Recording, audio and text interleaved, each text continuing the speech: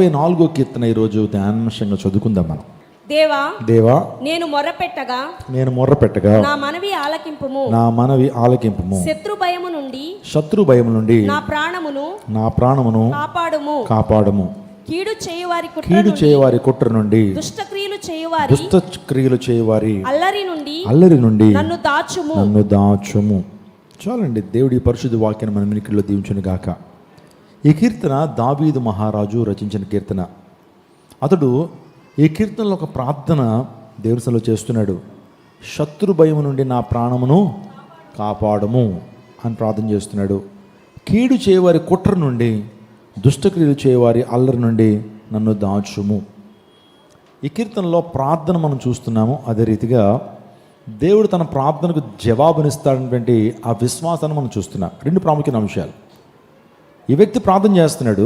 ఆ ప్రార్థన ఈ కీర్తనలో కనబడుతుంది. శత్రువు నుండి విడుదల కొరకైన ప్రార్థన చేస్తున్నాడు. రెండోదిగా దేవుడు నా ప్రార్థన అంగీకరించేవాడు అనే నమ్మకాన్ని వ్యక్తం చేస్తున్నాడు. అప్రదేశంగా ఈ రెండు సత్యాలు మనం గమనించాలి. దేవుడు మన విరోధుల నుంచి మనల్ని తప్పించేటువంటి వాడు, మన శత్రువుల నుంచి మనకు విడుదలను ఇచ్చేటువంటి వాడు, ఆయన మనల్ని దాచేటువంటి వాడు, ఆయన మనల్ని సంరక్షించేటువంటి వాడు. He can give his greatest protection. మన జీవితాల్లో ఆయన ప్రొటెక్షన్ ఇచ్చేటువంటి వాడు. కీర్తనాకారుడు తన జీవితంలో నిజమైన ప్రొటెక్షన్ దేవుడి నుంచి పొందుకున్నాడు. సౌలు అనేక సందర్భాల్లో దావీదును చంపుదామని చూశాడు, కానీ దేవుని కాపుదల దావీదుకి ఉన్న కారణం చేత దావీదు అనేక సందర్భాల్లో రక్షించబడ్డాడు. ఉదయకాల సమయం నా ప్రియజనాగమా, మన జీవితంలో కూడా దేవాదేవుడు మనల్ని రక్షించేటువంటి వాడు, కాపాడేటువంటి వాడు, స్థిరపరిచేటువంటి వాడు, మనల్ని భద్రపరిచేటువంటి దేవుడని చెప్పడానికి నేను ఎంతగానో సంతోషిస్తున్నాను. గతించిన సంవత్సర కాలం అంతా దేవుడు మనల్ని కాపాడి అనేకమైనటువంటి భయంకరమైనటువంటి శ్రమల నుండి, ఇంకో మాట చెప్పాలంటే మరణకరమైనటువంటి పరిస్థితుల నుంచి దేవుడు మనల్ని కాపాడాడు. ఉదయకాల సమయంలో దేవుని కాపుదల గురించి కొన్ని శ్రేష్టమైన విషయాలు మనం ధ్యానం చేద్దాం. దేవుని భక్తులు కలిగిన వారి చుట్టూ కూడా దేవుని దూత కావాలండి వారిని రక్షించునని దేవుని లేఖనం సెలవిస్తూ ఉంది. ఇశ్రాయేలును కాపాడువాడు కునుకడు నిద్రపోడు, రక్షింపనేరుకున్నట్లు ఆయన యొక్క చేతులు కురచు కాలేదు, విననేరుకున్నట్లు ఆయన చెవులు మందం కాలేదు. దేవుని యొక్క సంరక్షణ, దేవుని కాపుదల మీ మీద ఉండును గాక. 2026 సంవత్సరము గాడ్స్ ప్రొటెక్షన్ ఇయర్గా మీ జీవితంలో ఉండును గాక. ఏ కీడు మీ మీద కానీ, మీ కుటుంబ సభ్యుల మీద కానీ, మీ బిడ్డల మీద రాకుండును గాక. 91వ కీర్తనలో చాలా శ్రేష్టమైన విషయాలు పరిశుద్ధాత్మ దేవుడు మన కోసం రాయించారు. మహోన్నతుని చాటున నివసించువాడే సర్వశక్తి నీడును విశ్రమించు అని అక్కడ చాలా ప్రాముఖ్యమైన గాడ్స్ ప్రొటెక్షన్ గురించిన విషయాలు అక్కడ పరిశుద్ధాత్మ దేవుడు మనకు తెలియజేస్తున్నాడు. తన ప్రజలను కాపాడే విషయంలో దేవుడు చాలా నమ్మకస్తుడు. ఆయన కరుణను చూపించే విషయంలో చాలా ప్రవీణుడైన. ఎవరైనా సరే ప్రభువుని నన్ను కరుణించని అడిగితే ఆయన ఖచ్చితంగా కరుణిస్తారు. ఆయన సర్వశక్తిమంతుడు, మిమ్మల్ని కరుణించునుగాక అని యాకోబు తన బిడ్డలకి చెప్పినటువంటి మాట మనకు తెలుసు. సర్వశక్తుడు మిమ్మల్ని కరుణించునుగాక. ఎస్, మన దేవుడు కరుణ కలిగినటువంటి వాడు, మన దేవుడు కృపా వాత్సల్యతలు కలిగినటువంటి వాడు, మన ప్రభు ఆదరించేటువంటి వాడు. నేనే నిన్ను ఆదరించదు, ఒక తల్లి వాడిని ఆదరించినట్లుగా నిన్ను ఆదరిస్తాను దేవుడు వాగ్దానం చేశాడు. ప్రభువైన యేసుక్రీస్తు ప్రభు వారి లోకానికి పాపులను శిక్షించడానికి వచ్చాడా, రక్షించడానికి వచ్చాడా? పాపులను రక్షించడానికి యేసు ప్రభు ఈ లోకానికి వచ్చారు.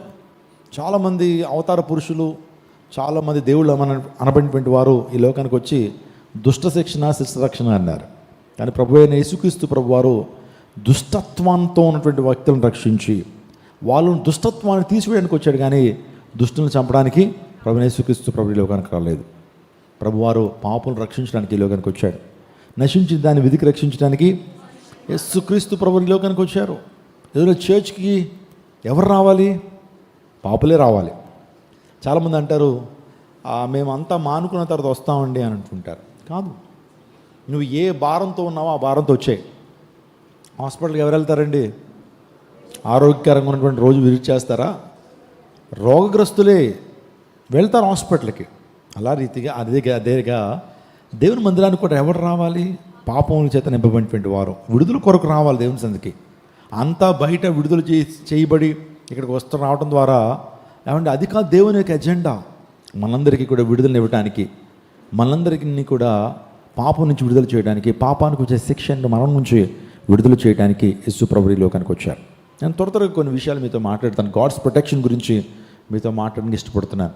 లోకంలో ఎక్కడ చూసినా భద్రత లేదు. లోకంలో ఎక్కడ చూసినా సరే ప్రొటెక్షన్ లేదు. ఈరోజు దేవుడు మాత్రమే మనకు ప్రొటెక్షన్ ఇవ్వగలిగినటువంటి వాడు. దేవుడు మాత్రమే మనల్ని ఆయన తన కృపతో నింపి తన రెక్కల చాటున మనల్ని భద్రపరిచేటువంటి వాడు. God's protection is so wonderful. దేవుడు మనకి ఇచ్చేటువంటి సంరక్షణ చాలా గొప్పది, చాలా ఆశ్చర్యకరమైనది. తన భక్తుల విషయంలో కూడా దేవుడు చేసేటువంటి కార్యాలు చాలా గొప్పవి. పరిశుద్ధ గ్రంథంలో మనం చూస్తున్నప్పుడు తన యందు విశ్వాసం ఉంచినటువంటి వారిని దేవుడు ఏనాడు కూడా విడిచిపెట్టలేదు. ఆయన యొక్క సమయోచితమైన సహాయాన్ని దేవుడు వారికి అనుగ్రహించాడు. లోకం చాలా ప్రమాదకరమైంది. లోకంలో ప్రజలు చాలా ప్రమాదకరమైన వ్యక్తులుగా కనబడుతున్నారు. ఒక త్రాచుపాము కంటే చాలా భయంకరమైనటువంటి సమాజం, భయంకరమైనటువంటి వ్యక్తుల మధ్య మనం నివసిస్తున్నాం. కాబట్టి ప్రజల ద్వారా వచ్చేటువంటి ఆ కీడుల నుంచి దేవుడు మనల్ని తప్పించేటువంటి వాడిన విషయాన్ని జ్ఞాపకం చేస్తున్నాడు. ఇక్కడ కీర్తనకారుడు 24వ కీర్తనలో చాలా విషయాలు ఆ వ్యక్తి తన యొక్క అనుభవాల నుంచి మాట్లాడుతున్నాడు. శత్రు భయం నుంచి నా ప్రాణమును కాపాడుము, శత్రు భయం నుంచి నా ప్రాణం కాపాడము. కీడు చేయవారి కుట్ర నుండి, దుష్టక్రియలు చేయవారి అల్లరి నుండి నన్ను దాచుము. ఈరోజు అందరూ అడగండి, ప్రభు నన్ను దాయండి అయ్యా, నన్ను దాయండి అయ్యా, నన్ను దాచండి అయ్యా అని ప్రభుత్వంలో మనం వేడుకోవాలి. ప్రభు కాపుదల చాలా గొప్పదండి.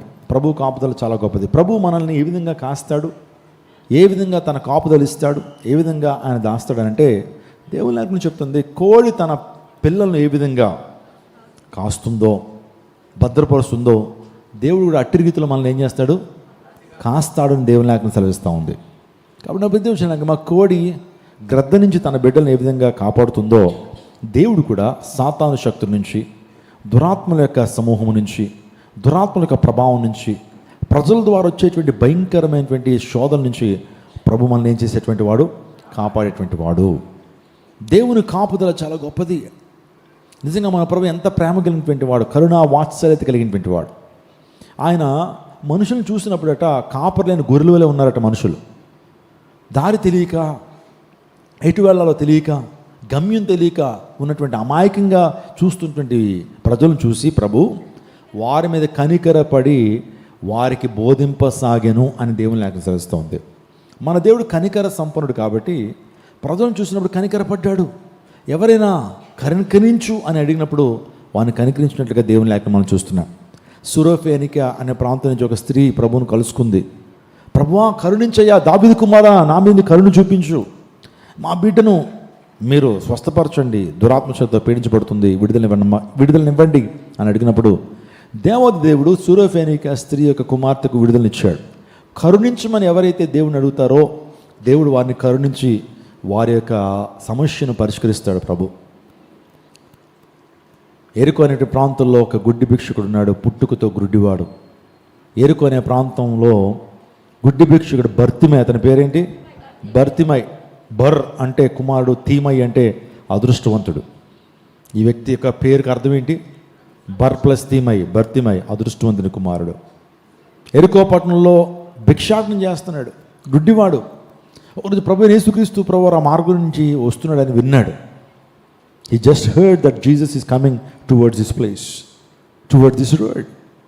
విన్న తర్వాత ఆ వ్యక్తి సిద్ధపడ్డాడు, ఈ ప్రపంచంలో నాకు చూపును ప్రసాదించగలిగినటువంటి వాడు, ఈ ప్రపంచంలో నా జీవితం అద్భుతాన్ని చేయగలిగినటువంటి వాడు, నా యొక్క ఆధ్యాత్మిక గుడ్డితనం నుంచి విడుదల చేయగలిగినటువంటి వాడు యేసునాథుడు ఒక్కడే అని గమనించాడు. యేసయ్య గురించి విన్నాడు, విశ్వాసం ఉంచాడు. యేసయ్యని విశ్వాసంతో అరుస్తున్నాడు, కేకలు పెడుతున్నాడు, ఓ దావీదు కుమారుడా యేసు నన్ను కరుణించు, ఓ దావీదు కుమారుడా యేసు నన్ను కరుణించు అని బిగ్గరగా కేకలేస్తున్నాడట. కరుణించని ఎప్పుడైతే అడిగాడో దేవుడు అక్కడున్న శిష్యుడికి ఆజ్ఞాపించాడు, ఆ యొక్క గుడ్డి భిక్షకుడిని నా ఎదుగు తీసుకురండి, భర్తిమైన నా దగ్గర తీసుకురమ్మన్నప్పుడు తీసుకొచ్చినప్పుడు భర్తిమైన అడుగుతాడు, ప్రభు ఏం చేయగోరుతున్నావయ్యా, what you want me to do, what shall I do for you, నీకోసం ఏం చేయాలి భర్తిమై, నువ్వు కేకలు పెట్టావు కదా, ఏం చేయాలి, డబ్బులు కావాలా, బంగారం కావాలా, ఆస్తిపాస్తులు కావాలా, లేకపోతే ఏం కావాలయ్యా నీకు అన్నప్పుడు అతను అన్నాడు, నిన్ను చూసే నేత్రాలు నాకు ఇవ్వయ్యా, నిన్ను చూసే నేత్రాలు నాకు కావాలి అని అడిగినప్పుడు అతనుకున్న సమస్యను నిర్మోహమాటంగా స్పష్టంగా ప్రభువుకు తెలియజేశాడు. ఈరోజు మనం కూడా ప్రభు దగ్గరికి వచ్చినప్పుడు నీ సమస్య ఏంటో నిర్మోహమాటంగా స్పష్టంగా దేవునికి తెలియచేయాలి. నీ సమస్యను అడుగుతాడు ప్రభు, ఆయన తెలిసినప్పటికీ నీ సమస్యను అడుగుతాడు. ప్రశ్నలు దేవుడు అడిగాడు కదండి పరిశుద్ధ గ్రంథ లేఖనాల్లో మనం చూస్తున్నప్పుడు, ఆదాము నువ్వు ఎక్కడా అని అడిగాడు. అంటే దేవునికి తెలియదు ఆదాము ఎక్కడున్నాడో, తెలుసు. అయినప్పటికీ దేవుడు ప్రశ్నలు అడుగుతాడు. ఆ తర్వాత మనం జాగ్రత్తగా ఆలోచన చేస్తే చాలా సందర్భాల్లో కయ్యేను నీ తమ్ముడు ఎక్కడా అని అడిగాడు. కయ్యేను ఏం చేశాడో, ఆ తమ్ముడిని ఏం చేశాడో సమస్తం కూడా ఎవరికి తెలుసు? దేవునికి తెలుసు. ఆయన అడిగాడు. God needs a preliminary judgement. దేవుడు ఖచ్చితంగా మన జీవితాల్లోంచి ఒక ప్రశ్న అడుగుతాడు. ఆ ప్రశ్నకు నువ్వు ఎలా ప్రతిస్పందిస్తున్నావు, ఆ ప్రశ్నకు నువ్వు ఎలా సమాధానం చెప్తున్నావు. ఇక్కడ మనం చూస్తున్నప్పుడు దేవుడు కనికర సంపన్నుడు బర్తిమాయిని అడుగుతున్నాడు, what shall I do for you Bartimaeus అన్నప్పుడు, చూపు పొందాలని ఆశపడుతున్నాను అన్నప్పుడు ఆ వ్యక్తికి దేవదడు చూపును ప్రసాదించాడు.